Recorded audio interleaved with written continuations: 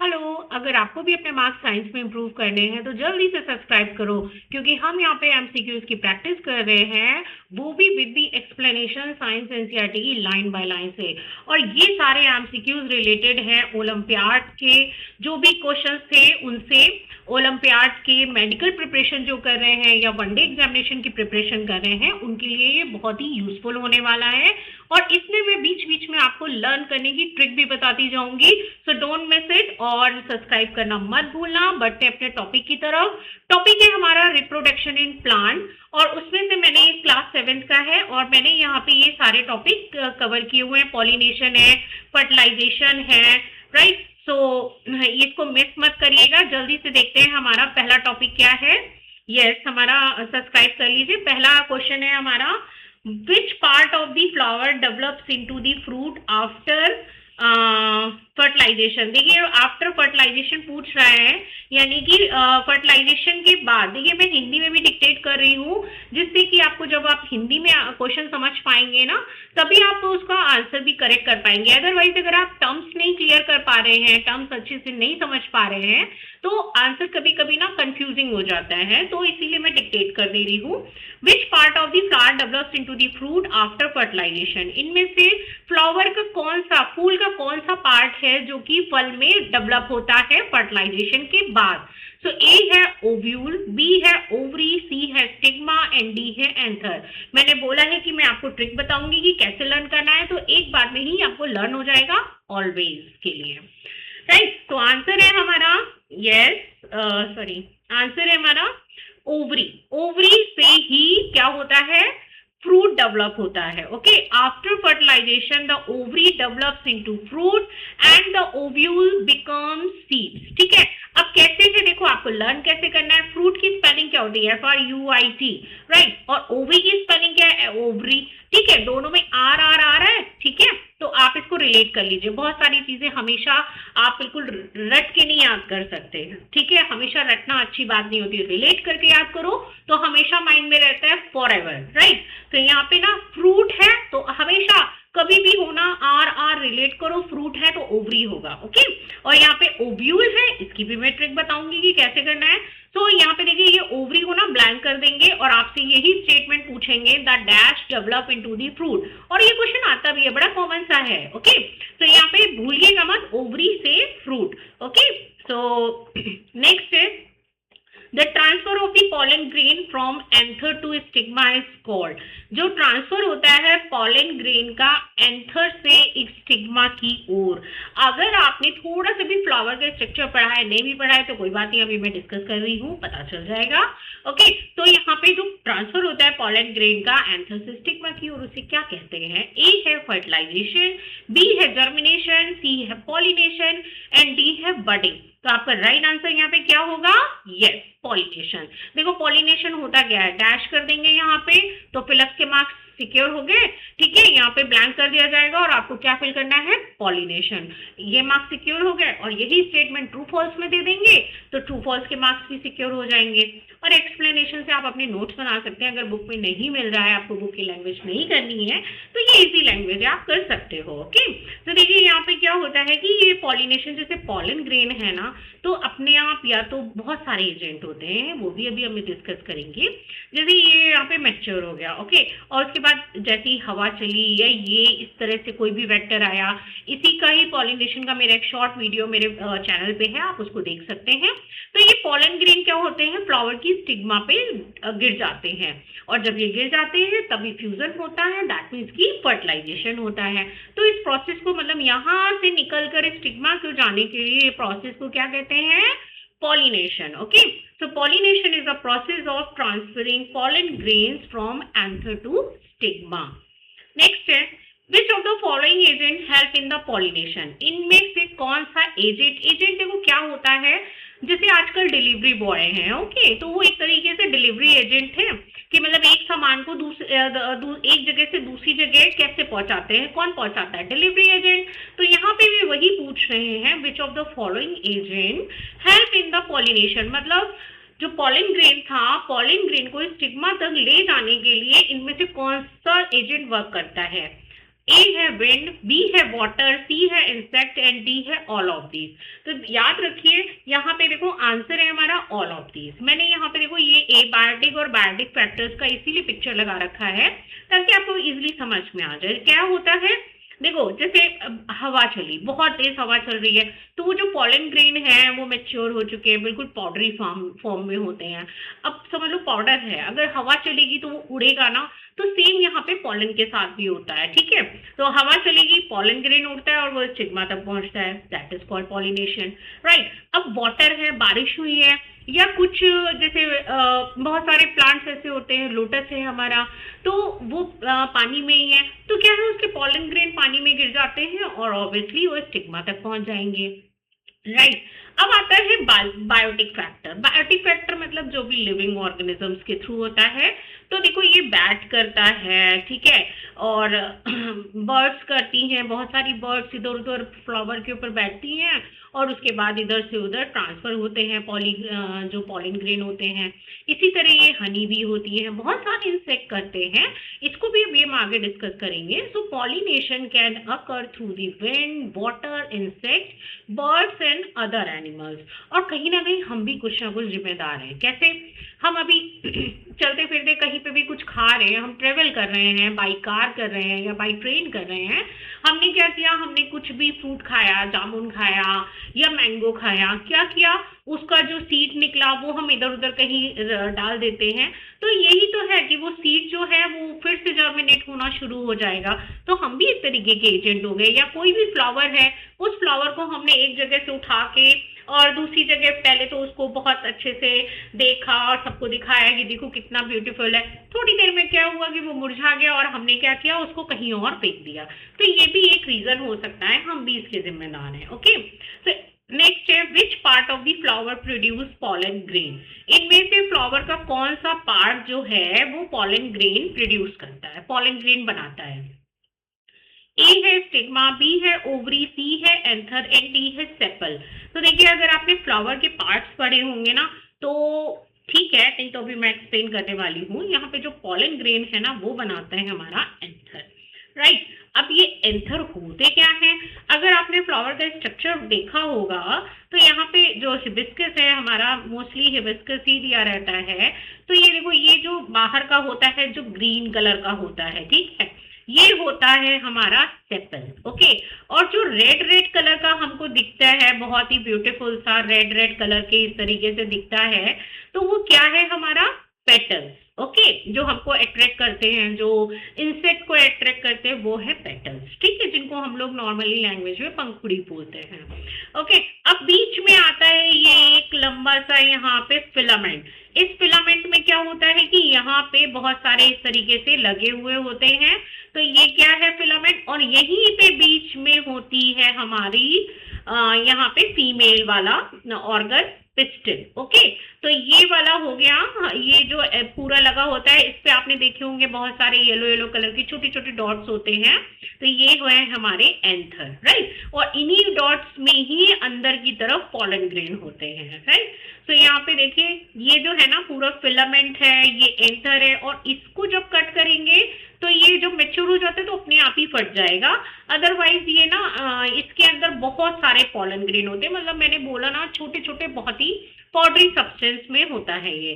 So the anther is a pollen producing part of the stamen. Okay, तो यहाँ पे anther को blank कर देंगे और आपका फिलअप तैयार हो गया। नेक्स्ट है potato reproduce vegetatively through. Potato जो है वो वेजिटेटिवली रिप्रोड्यूस करता है, किसके द्वारा? ए रूट, बी स्टेम ट्यूबर, सी है लीफ एंड डी है फ्लावर, राइट। तो पोटैटो में आप सबने देखा होगा इस तरीके की ना आईज बनी होती हैं, राइट, पोटैटो आई बोलते हैं ना, इस तरीके का होता है। सारे जो बहुत ही मेच्योर हो जाता है, जब बहुत ही पक जाता है, अदरवाइज जब ये रॉ होता है तब भी होता है। आप देख सकते हो यहाँ पे देखो ये आइस टाइप की बनी हुई है, इन्हीं आइस से धीरे धीरे क्या होता है ये ट्यूबर्स निकलते हैं, राइट। तो इन्हीं को ही अगर आप सो कर देंगे सॉइल में तो फिर नया प्लांट निकल आता है। So potato has a underground stem tuber, underground stem tuber containing buds, ये आइस को ही बोल रहे हैं, इसी को ही आई बर्ड बोलते हैं, right, that grow into the new plants. Next है which plant reproduce through spore, इनमें से कौन सा प्लांट है जो स्पोर्स के थ्रू रिप्रोड्यूस करता है। देखिए अगर आपने प्लांट किंगडम पढ़ लिया है या थोड़ी सी भी नॉलेज है तो आप ये समझ लीजिए कि स्पोर्स कौन प्रोड्यूस करता है, जो हमारे एंजियोस्पर्म्स के अलावा है, यानी कि थैलोफाइटा हो गया, ब्रायोफाइटा हो गया, टेरिडोफाइटा हो गया, ये सारे के सारे स्पोर्स प्रोड्यूस करते हैं। ये कोई जो भी एसेक्सुअल रिप्रोडक्शन करेगा ना प्लांट, वो स्पोर्स के थ्रू करेगा। और बाकी सेक्सुअल रिप्रोडक्शन में इन्वॉल्व होता है मेल गैमेट और फीमेल गैमेट। ध्यान रख लीजिए क्योंकि स्पोर्स तभी बनेंगे जब एसेक्सुअल रिप्रोडक्शन होगा, राइट। तो यहाँ पे ए है रोज, बी है फॉर्न, सी है मैंगो एंड डी है मस्टर्ड। ओके, तो यहाँ पे देखो स्पोर्स किसमें बनेंगे भाई, मैंने अभी आपको बताया कि थैलोफाइटा, ब्रायोफाइटा, टेरिडोफाइटा, ये सारे क्या करते हैं, स्पोर्स बनाते हैं। तो यहाँ पे आंसर है हमारा fern. Okay, fern produce spores instead of seed. Okay, seed कब होता है, सीड हमेशा बनता है आफ्टर फर्टिलाइजेशन, जब मेल और फीमेल गैमेट का फ्यूज होगा। विदाउट, जब भी ये सेक्सुअल रिप्रोडक्शन होगा तो अब यहाँ पे सीड नहीं बनता। तो आप देख सकते हो, आपने ये हमेशा देखा होगा, जिसने नहीं भी देखा है तो आप समझ लीजिए, जो बुकेट होते हैं ना, जो फ्लावर दिए जाते हैं किसी को वेलकम करने के लिए, ग्रीट करने के लिए या कॉन्ग्रेचुलेट करने के लिए, तो आपने देखा होगा फ्लावर के बीच में ये पत्तियां लगी होती हैं, यही है फर्न। और जब ये मेच्योर होती हैं, स्पोर्स प्रोड्यूस करती है, तो इनके बैक साइड पे ना इस तरीके के क्लस्टर्स बने होते हैं, यही होते हैं इनके स्पोर्स, और यही फिर बाद में डेवलप होते हैं न्यू प्लांट में। ओके, नेक्स्ट है the fusion of male and female gamete is called. देखिए आ गया क्वेश्चन, फ्यूजन ऑफ मेल और फीमेल गैमेट को क्या कहते हैं। जब भी मेल और फीमेल गैमेट का फ्यूजन होता है क्रॉस, तो उसे हम क्या कहते हैं। ए है पॉलिनेशन, बी है फर्टिलाइजेशन, सी है जर्मिनेशन एंड डी है बडिंग। तो देखिए मेल और फीमेल गैमेट के फ्यूजन को बोलते हैं ऑलवेज फर्टिलाइजेशन। फ्लावर में भी फर्टिलाइजेशन होता है, इवन आपको ये भी आपने देखा होगा क्वेश्चन, डबल फर्टिलाइजेशन या ट्रिपल फ्यूजन। ओके, तो इसको ध्यान रख लीजिएगा और ये क्वेश्चन ना आते ही आते हैं। तो fertilisation result in the formation of the zygote. Okay, पहले जाइगोट बनता है, उसके बाद क्या बनता है, एम्ब्रियो। Okay, embryo. यहाँ पे जब पॉलन ग्रेन आता है तो वो पॉलन ट्यूब से इसके अंदर एंटर करेगा, तब ये यहाँ पे पोलर न्यूक्लियाई से और एक्स सेल से करता है, तो इसे ही बोलते हैं फर्टिलाइजेशन। नेक्स्ट है ब्रायोफिलम रिप्रोड्यूस थ्रू। ब्रायोफिलम एक तरीके का प्लांट है, प्लांट ही है ऑब्वियसली, और रिप्रोड्यूस करता है किसके थ्रू। ए है स्टेम, बी है फ्लावर, सी है लीफ बर्ड एंड डी है रूट। तो ब्रायोफिलम देखिए यहाँ पे ना, यहाँ पे ऑलरेडी ये फिलम लिखा हुआ है ना, फिलम मीन्स होता है leaf. Okay, film means leaf, तो आप यहाँ पे समझ सकते हैं आप लीफ बर्ड्स। ओके, आंसर क्या है, लीफ बर्ड्स। यहाँ पे देखिए ये ब्रायोफिलम ना बहुत ही, ऐसा नहीं है कि बहुत बड़ा ट्री होता है, ये प्लांट ही है, छोटा होता है एवरेज हाइट का, बट इसमें क्या होता है, लीव्स में ही इस तरीके से बर्ड्स निकलने लगते हैं। मीन्स ये रूट और ये इस तरीके से प्लेन्यूला, मतलब यहाँ पे ये जो ये स्टेम टाइप का बने लगता है, ये दूसरे प्लांट को जनरेट करता है। जैसे आपने एनिमल में देखा होगा हाइड्रा, ठीक है, हाइड्रा क्या करता है, हाइड्रा की ये टेंटिकल्स हो गए और नीचे से यहाँ पे आउटग्रोथ निकल रही है, बड निकल रही है और अलग होके ये नया हाइड्रा बना देता है। ओके, वैसे ही यहाँ पे ये जो प्लांट है ना, इसकी लीव्स में अपने आप ही स्पोर्स जनरेट होते हैं, फिर ये पूरा का पूरा प्लांट निकलना शुरू हो जाता है। अब अगर इसको आप थोड़ा सा प्लग करके ना और कट करके या प्लग करके दूसरे प्लांट में, अगर दूसरे पॉट में अगर सो करोगे ना सॉइल में, तो ये न्यू प्लांट बन जाता है, न्यू पेड़ बन जाएगा ये। तो फिर ये क्या है इसका आंसर, लीफ बर्ड। मतलब जो भी इसका जर्मिनेशन होगा स्पोर्स का या न्यू प्लांट का, वो कहाँ से होगा, इसकी लीफ से। So tiny birds on the leaf margin, ठीक है, बीच में नहीं होती है, मार्जिन पे ही होती है, किनारे किनारे बिल्कुल, grow into the new plants. Next है Which of the following is not a method of vegetative propagation? इनमें से कौन सा मेथड नहीं है वेजिटेटिव प्रोपोगेशन का। ओके, ए है कटिंग, बी है लेयरिंग, सी है ग्राफ्टिंग एंड डी है फर्टिलाइजेशन। देखिए अभी ना आ रहा है टर्म वेजिटेटिव प्रोपोगेशन। इसको बहुत से स्टूडेंट्स मुझसे पूछते हैं कि ये एक्चुअल में होता क्या है। देखिए एक तो ये मान लीजिए ये है एसेक्सुअल मेथड का रिप्रोडक्शन का मेथड, लेकिन इसमें भी एसेक्सुअल मेथड से ये क्यों डिफर है, क्योंकि यहाँ पे स्पोर्स नहीं बनते। एसेक्सुअल रिप्रोडक्शन में क्या बनते हैं, स्पोर्स, और जो सेक्सुअल रिप्रोडक्शन है उसमें क्या होता है, मेल और फीमेल गैमेट का फर्टिलाइजेशन। लेकिन ये वेजिटेटिव प्रोपोगेशन एक ऐसा मेथड है जिसमें कि अगर कोई हम डिजायर प्लांट जो भी हम चाहते हैं हम वो ग्रो करा सकते हैं। इसमें ये सारे मेथड इन्वॉल्व होते हैं एक्सेप्ट दी फर्टिलाइजेशन, ठीक है, क्योंकि फर्टिलाइजेशन में मेल और फीमेल गैमेट का फ्यूजन होता है। एसेक्सुअल रिप्रोडक्शन में स्पोर्स बनते हैं, बट वेजिटेटिव में कोई स्पोर्स नहीं बनता, कोई फ्यूजन नहीं होता। क्यों, क्योंकि यहाँ पे एक प्लांट का छोटा सा पार्ट कट करके हम उसे न्यू प्लांट में जनरेट करते हैं। ओके, तो कोई भी स्पोर्स या फर्टिलाइजेशन की जरूरत नहीं है। So fertilization is a sexual reproduction method while the others are the vegetative propagation। आपने ये कई बार देखा होगा कि इस तरीके से लेयरिंग करते हैं कि जैसे यहाँ पे कोई प्लांट उग रहा है तो हमने उसका एक ब्रांच ले ली और उसको यहाँ पे सो कर दिया सॉइल में, तो धीरे धीरे क्या होता है इस ब्रांच से भी जो है रूट्स निकलना शुरू हो जाती है। तो ये हो गया लेयरिंग का मेथड, ठीक है। बर्डिंग एंड ग्राफ्टिंग, सियोन और स्टॉक आपने पढ़ा होगा, ये वाला पार्ट होता है जो मिट्टी में मर्ज होता है सॉइल में, तो इसको बोलते हैं स्टॉक,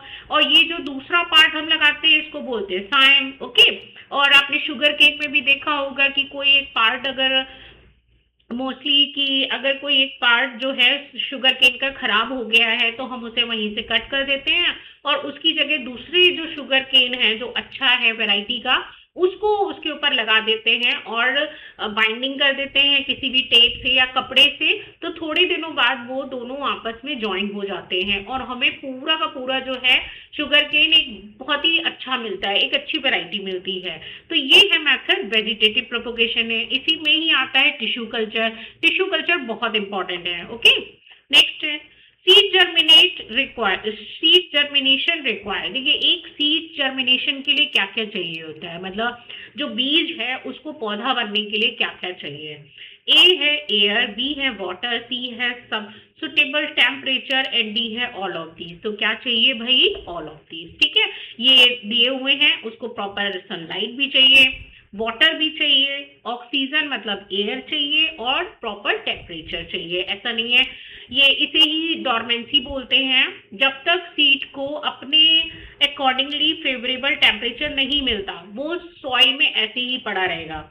मान लीजिए कोई अगर प्लांट है वो normal temperature average temperature 30 to 35 degree पे जर्मिनेट होता है, लेकिन अभी विंटर का सीजन है तो क्या होगा कि वो बिल्कुल डॉर्मेंट पड़ा रहेगा, उसमें कोई भी एक्टिविटी नहीं होगी। बट जैसे ही 30 to 35 डिग्री टेम्परेचर होता है ना उसका जर्मिनेशन शुरू हो जाता है, तो एक नॉर्मल टेम्परेचर भी चाहिए। So water, oxygen and the suitable temperature are the essential for the seed germination. Next है which structure contain the female gametes in the flower. इनमें से कौन सा स्ट्रक्चर कंटेन करता है फीमेल गैमीट, ठीक है, फ्लावर के फीमेल गैमेट को रखता है। ए है पॉलन ग्रेन, बी है एंथर, सी है ओव्यूल एंड डी है स्टिग्मा। तो फीमेल गैमेट जो होता है ना, देखो उसे हम क्या बोलते हैं भाई, एक्सेल। और एक्सेल फ्लावर में कहाँ होता है, तो यहाँ पे आंसर है हमारा ओव्यूल, ठीक है। जो ओव्यूल है इसको फिर से रिकॉल करिए, मैं याद करा देती हूँ आपको। ओव्यूल से क्या बनता है, ई आ रहा है ना, तो ओव्यूल से क्या बनता है, सीड, और ओवरी से क्या बनता है, आर आ रहा है, तो क्या बनेगा, फ्रूट। याद रख लीजिए, और ये बहुत ही कॉमन सा क्वेश्चन है, मोस्टली हर एग्जाम में पूछा जाता है। So the egg cell female gamete is present inside the ovule. ये रहता है बिल्कुल अंदर, भाई जो बहुत ही अच्छी चीज होती है उसको प्रोटेक्ट तो करना होता है ना, जो इंपॉर्टेंट चीज होती है, तो ये बिल्कुल अंदर रहता है। नेक्स्ट है, ये देखिए ओलंपियाड लेवल का क्वेश्चन आया है। A farmer wants identical plants with the same fruit quality as the parent plant, which method should be chose. ठीक है। हमको जैसे कोई भी एक वैरायटी है, मान लीजिए एप्पल है, वो बहुत ही मीठा है, उसका कलर भी बहुत अच्छा है और उसमें कोई भी डिसीज भी नहीं है, होती नहीं है, ठीक है, और ड्यूरेबल भी है, बहुत टाइम तक चल भी जाता है, 2 से 3 दिन आप रख सकते हो उसको। तो फार्मर को सेम वही प्लांट, सेम वही एप्पल का प्लांट चाहिए, राइट, ट्री चाहिए, सॉरी।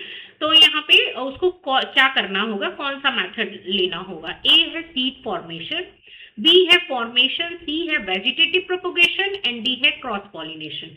तो देखिए सेम टू सेम चीज, जैसे बायोलॉजिकल चीज में क्लोन बनाते हैं ना बायोलॉजी में, तो क्लोन क्या होता है? आइडेंटिकल, मतलब जो एक उसका डीएनए है, सेम डीएनए दूसरी बॉडी में भी होगा।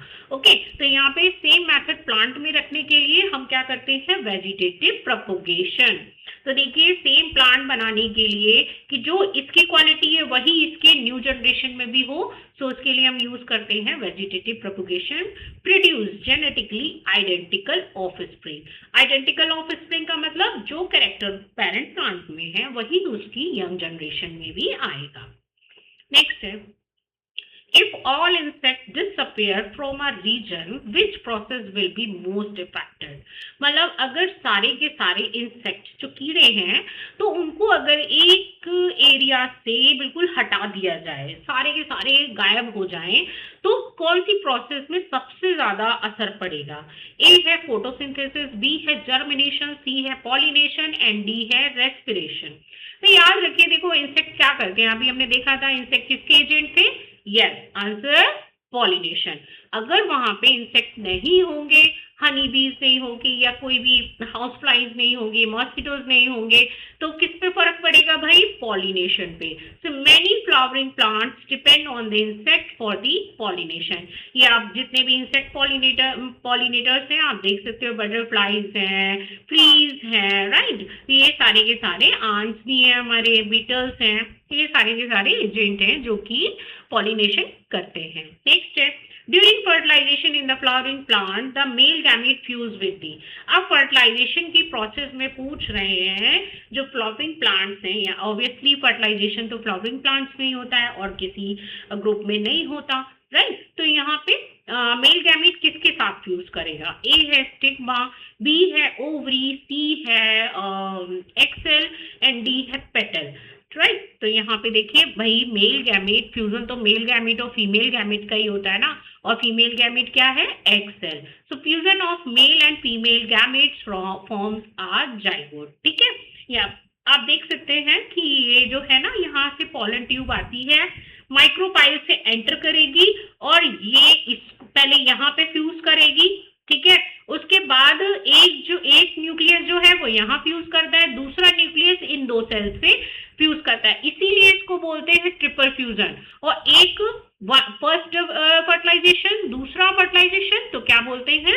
Double fertilisation. तो अभी क्लियर है आपको कि डबल फर्टिलाइजेशन क्या है और ट्रिपल फ्यूजन क्या है? ओके, नेक्स्ट है, a seed fails to germinate even after receiving water. Which factor is most likely missing? एक जो सीड है, ये भी ओलंपियाड लेवल का है, एक सीड है जो कि जर्मिनेट नहीं कर रहा है, चाहे आप उसको कितना भी पानी दे रहे हैं, राइट। अब इसमें क्या मिसिंग है? ए है सॉइल, बी है एयर ऑक्सीजन, सी है फर्टिलाइजर और डी है सनलाइट, ठीक है। तो आपने अच्छी जगह उसको अच्छे एटमॉस्फेयर में रखा हुआ है, तो यहाँ पे आंसर है हमारा ऑक्सीजन। क्यों? देखिए यहाँ पे वाटर मिल रहा है, तो यहाँ देखिए कितनी WOW, मतलब जो सीड जर्मिनेशन के लिए बेसिक नीड है ना, वो दी गई है। तो आपको यही बोला गया था कि पानी उसे दिया जा रहा है, बट क्या मिसिंग हो सकता है, राइट। तो यहाँ पे आंसर आपका सनलाइट भी हो सकता है कि अगर आप प्रॉपर सनलाइट में नहीं रख रहे हैं तो उसे ऑप्टिमम टेम्परेचर नहीं मिलेगा। ओके, तो यहाँ पे जो सुटेबल है वो ये है कि उसको प्रॉपर ऑक्सीजन नहीं मिल रही है। So oxygen is essential for the respiration during the germination. उसको प्रॉपर ऑक्सीजन चाहिए। ऐसा नहीं है कि आपने प्लांट सीड को सो किया सॉइल में और उठा के अंदर रख लिया, नहीं, उसको पहले थोड़े दिनों के लिए सनलाइट में आप छोड़िए, सनलाइट में रखा रहने दीजिए, जिससे कि सनलाइट में क्या होगा कि उसको लाइट भी प्रॉपर मिलेगी, सिंथेसिस होगी और उसके बाद उसको एयर भी मिलेगी। ओके, नेक्स्ट है, Which of the following is an advantage of the vegetative propagation? Vegetative propagation का advantage क्या है, मतलब उसका benefit क्या है, क्या फायदा है? A है produce variation, B है faster multiplication of plant, and C है requires pollination, and D है form स्पोर्स। देखिए वेजिटेटिव प्रोपोगेशन हम इसलिए कराते हैं ताकि जो हमारा डिजायर्ड प्लांट है ना वो हमें बहुत जल्दी मिले। क्यों? क्योंकि मैंने अभी आपको बताया कि जैसे भी शुगर केन होता है, आपको उसकी अच्छी वैरायटी चाहिए, तो एक अच्छी वैरायटी वाला दूसरे पे आपको इस तरीके से, जैसे ये है इसको कट कर दिया गया, तो एक अच्छी वैरायटी का हम इसके ऊपर लगा देंगे, फिर हम इसके ऊपर टेपिंग कर देंगे या किसी कपड़े से बांध देंगे। अब थोड़े दिनों बाद क्या करेंगे, ये दोनों जो पार्ट है ना ये आपस में जुड़ जाते हैं। इतनी जल्दी सेल जनरेट होती है कि सेल डिवीजन होता है और सेल बन जाती है आपस में, कि दोनों पार्ट आपस में जुड़ जाते हैं। तो ये किस लिए है? अगर ये नॉर्मल प्रोसेस होगी तो ये इसमें बहुत टाइम लगेगा। तो वेजिटेटिव प्रोपोगेशन हम इसीलिए कराते हैं जिससे कि वो जल्दी से जल्दी हो जाए। नेक्स्ट है विच सीक्वेंस इज करेक्ट। ये भी बहुत ही कॉमन सा क्वेश्चन है, आता जरूर है, इसको अच्छे से करिएगा। ए है pollination, fertilisation, seed formation and germination. B है fertilisation, pollination, germination, seed formation. C है seed formation, pollination, fertilisation, germination, and D है germination, pollination, fertilisation, seed formation. इसको कुछ नहीं करना है, आपको बस ये सोचना है कि आप जब कोई भी प्लांट लगा रहे हैं अपने घर पे या कहीं भी बाहर भी, तो आपका सबसे पहला स्टेप क्या होगा, कि पहला स्टेप है हमारा पॉलिनेशन। क्यों? क्योंकि भाई सीड फॉर्मेशन के लिए पहले तो फर्टिलाइजेशन होना जरूरी है, तो पहला प्रोसेस क्या है? पॉलिनेशन। फिर होता है फर्टिलाइजेशन, उसके बाद बनता है सीड और उसके बाद होता है जर्मिनेशन। ओके, सो स्टेप मत भूलिएगा, PFSG, ठीक है, PFSG। Pollination occurs first followed by the fertilization, seed formation and finally germination। आप ये देख सकते हैं सीड सो किया है, पानी दिया है, टेम्परेचर भी मिल रहा है उसको, एयर भी मिल रही है, अब धीरे धीरे वो जर्मिनेट होना शुरू हो गया और उसको आपने सॉइल में सो कर दिया। नेक्स्ट है विच part of the flower receive pollen grain during the pollination.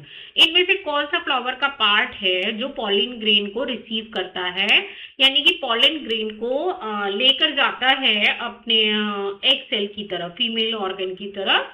तो कौन सा पार्ट है? ए है ओवरी, बी है एंथर, सी है स्टिग्मा एंड डी है ओव्यूल। ठीक है, तो इसका राइट आंसर है स्टिग्मा। देखिए जो आपका फ्लावर है ना उसमें ये पार्ट ऐसे दिखाया होगा, ये इस तरीके से, ये ठीक है, और ये इस तरीके से वास की तरह। ओके, जैसे फ्लावर पॉट होता है ना घरों में, ठीक है, सुराही की तरह। तो ये जो होता है ना इसी को ही बोला गया है। देखो ये बना हुआ है ना, ये पूरा फ्लावर है, ये रखे एंथर। एंथर क्या होगा? यहाँ पे जो भी इंसेक्ट बैठ रहे हैं उनके पैरों पे चिपक जाएगा, या विंड के जरिए उड़ के यहाँ पे पहुंचा। ओके, अब यहाँ पे जो पहुंचा है तो सबसे पहले कौन रिसीव कर रहा है भाई? स्टिग्मा। स्टिग्मा में पॉलन ग्रेन ना अंदर नहीं जाता है, ठीक है, अंदर नहीं जाएगा, वो यहीं बैठा रहेगा। यहाँ पे जब रहता है तो उसके बाद अब इसका जो पॉलन ग्रेन है ना इसका जर्मिनेशन शुरू हुआ। इसके अंदर से एक ट्यूब निकलती है इस तरीके से, ठीक है, इस तरीके से ट्यूब निकलती है और यहाँ पे रहता है हमारा ये पूरा ओवरी का स्ट्रक्चर, और यहाँ पे ओव्यूल्स रहते हैं, ठीक है, इस तरीके से। तो ये पॉलन ट्यूब बढ़ के जाती है और यहाँ माइक्रोपाइल में से इसके अंदर एंटर करेगी। जब एंटर कर जाती है तो भाई यहाँ पे एक जो एक्सेल है उससे करेगी, और फिर यहाँ पे दो पोलर न्यूक्लियाई होते हैं उससे करती है। तो उसका मैंने आपको बताया कंसेप्ट, इसीलिए इसको ट्रिपल फ्यूजन कहते हैं, क्योंकि ये 3 एक्सेल से करती है, ठीक है। और डबल फर्टिलाइजेशन इसलिए क्योंकि एक बार फर्टिलाइजेशन उसमें पोलर न्यूक्लियाई में 2 बार हो रहा है, और सॉरी एक बार पोलर न्यूक्लियाई में हो रहा है और एक बार नीचे उसमें एक्सेल में हो रहा है। ओके, तो इसीलिए बोलते हैं पॉलन यहीं का यहीं रखा रह जाएगा, और जैसे ये मेल गैमीट पॉलन ग्रेन से निकल के पहुंच जाता है और ये फिर उड़ के गायब हो जाएगा। नेक्स्ट है what develops from a fertilized ovule। क्या डेवलप होता है फर्टिलाइज्ड ओव्यूल से?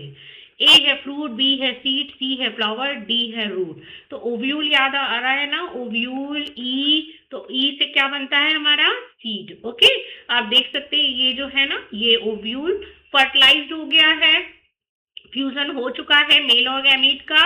अब यहाँ पे ये किस में डेवलप हो रहा है? देखो ये सीड में। ओके, ये जो सीड है ना, ये ओव्यूल ही है। ओके, आप ये इसको फिर से, आप ये ड्राई हो जाएंगे और ये जब ड्राई हो जाएंगे तो आप इनको फिर से सो कर दोगे, ये फिर जर्मिनेट हो जाएंगे। So after fertilisation the ovule develop into the seed. आप जल्दी से इसको ड्राई करके सो कर लीजिएगा और फिर आपके गार्डन में टमाटर की टमाटर शुरू। So which flower part protects the flower in the bud stage? इनमें से विच फ्लावर पार्ट प्रोटेक्ट, इनमें से कौन सा जो फ्लावर का ऐसा पार्ट है, कौन सा भाग है जो फूल को बर्ड स्टेज में प्रोटेक्ट करता है? ठीक है, इसके लिए भी मैं बताती हूँ, पहले थोड़ा सा देख लेते हैं। ऑप्शन ए है पेटल्स, बी है स्टैमेन, सी है सेपल्स एंड डी है ओव्यूल। वो ये पूछ रहे हैं जब फूल पूरी तरह डेवलप नहीं होता, ठीक है, तो कौन सा पार्ट ऐसा है जो उस फ्लावर को प्रोटेक्ट करता है। ठीक है, तो आंसर है हमारा सेपल्स। देखो कैसे, ये देखो यहाँ पे इजीली दिखाया गया है। आपने देखा होगा रोज में या बहुत सारे फ्लावर्स में देखा होगा, हिबिस्कस में देखा होगा। ठीक है, क्या होता है कि ये जो है ना सेपल्स, ये इस तरीके से बिल्कुल ना बंद रखता है, सॉरी, ये इस तरीके से बंद रखता है जब तक कि पेटल्स और जो ओवरी और एंथर वगैरह है ना, वो प्रॉपर मेच्योर नहीं हो जाते। तो स्टामेन सॉरी सेपल्स क्या करते हैं कि वो इस तरीके से बंद रखते हैं और धीरे धीरे जैसे ही मेच्योर होता है वो इस तरीके से ओपन होना शुरू होता है। तो सेपल्स क्या होते हैं, ये जो ग्रीन वाले होते हैं ना ऊपर की ओर, ठीक है, तो इनको बोलते हैं सेपल्स। अब ये जो कलरफुल हैं इनको बोलते हैं पेटल्स, जिससे कि हम और सारे इंसेक्ट जो अदर एनिमल्स हैं वो अट्रैक्ट होते हैं, हनी बीज वगैरह। So sepals protect the developing flower bud. नेक्स्ट है a new plant growing from the edge of the bryophyllum leaf is an example of। जो न्यू प्लांट ग्रो होता है ब्रायोफिलम लीफ के एजेस से, किनारों से, उसको क्या बोलते हैं, किसका एग्जाम्पल है? ए है सीड रिप्रोडक्शन, बी है स्पोर रिप्रोडक्शन, सी है वेजिटेटिव प्रोपोगेशन एंड डी है पॉलिनेशन। तो देखिए न्यू प्लांट जो जनरेट हो रहा है ब्रायोफिलम की लीफ के किनारों से, उसको बोलते हैं हम वेजिटेटिव प्रोपोगेशन। तो यहाँ पे आंसर है हमारा वेजिटेटिव प्रोपोगेशन, आप ये देख सकते हो और ऑलरेडी मैं आपको लास्ट पिक्चर में इसमें दिखाया भी था। So bryophyllum forms plantlets from the birds present on the leaf margins। Okay, next है if a flower lack stamen it cannot। अगर किसी भी फ्लावर से स्टामेन हटा दें, ठीक है, अब आप ये पहले रिकॉल करो कि स्टामेन प्रोड्यूस क्या करता है, मेल ऑर्गन या फीमेल ऑर्गन? तो देखिए स्टामेन और पिस्टल होता है, पिस्टल बोलते हैं फीमेल ऑर्गन को, स्टामेन बोलते हैं मेल को, यानी कि वो मेल पार्ट जनरेट करेगा। तो अगर सारे के सारे स्टमेंट्स हटा दिए जाएं या फिर है नहीं उसमें, तो क्या नहीं होगा? A receive pollen, B produce pollen grain, C है डेवलप फ्रूट्स एंड डी है अट्रैक्ट इंसेक्ट। तो यहाँ पे आंसर है प्रोड्यूस पॉलन ग्रेन। क्यों? क्योंकि जब स्टमेन ही काट देंगे, ये हटा ही देंगे, तो पॉलन कहाँ बनेंगे? बनेंगे ही नहीं। Okay, so stamen produce pollen grains, without stamens pollen grain can not be produced. Next है which plant part is mainly responsible for attracting insect for the pollination. इनमें से फ्लावर का कौन सा पार्ट है जो कि इंसेक्ट को पॉलिनेशन के लिए अट्रैक्ट करता है, मतलब जो सबसे ज्यादा अट्रैक्ट करता है? ए है सेपल्स, बी है पेटल्स, सी है रूट्स एंड डी है ओव्यूल। तो देखिए अभी हमने डिस्कस किया था सेपल्स और पेटल्स, उसमें से सबसे ज्यादा अट्रैक्टिंग क्या रहता है, कलरफुल क्या रहता है?